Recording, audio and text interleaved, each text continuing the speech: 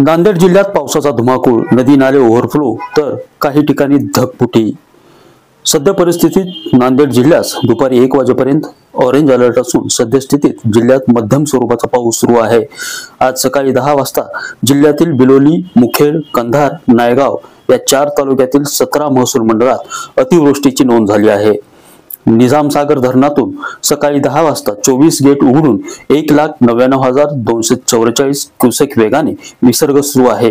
तसेच श्रीराम सागर प्रकल्पातून सुद्धा 39 दरवाजे उघडून 2,76,000 क्युसेक वेगाने गोदावरी नदीत विसर्ग सुरू आहे। तरी धर्माबाद, बिलोली, देगलूर या गावातील नदीकाठच्या गावातील लोकांना सुरक्षित जागी स्थलांतरित करण्यात आले आहे व सर्व नागरिकांना सतर्क राहण्याचे आवाहन प्रशासनातर्फे करण्यात आले आहे।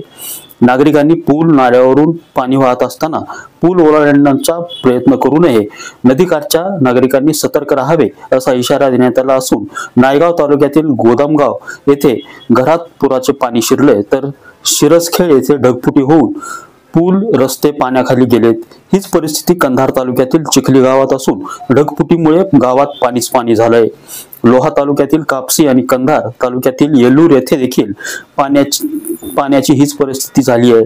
तसेच नरसीत पाण्याचा जोर वाढल्यामुळे अनेकांच्या घरात पाणी शिरलं असून वाहतूक ठप्प होऊन मुखेड रोड, देगलूर, उदगीर रोड बंद झालाय।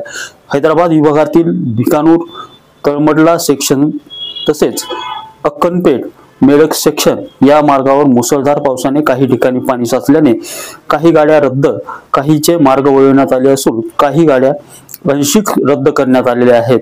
तर तळणी रोडवर पाणी आल्याने ट्रॅफिक बंद झाली आहे।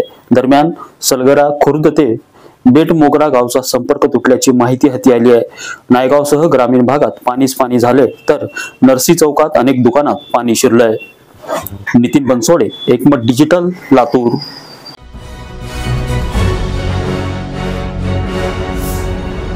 Thanks for watching Ekmat Digital.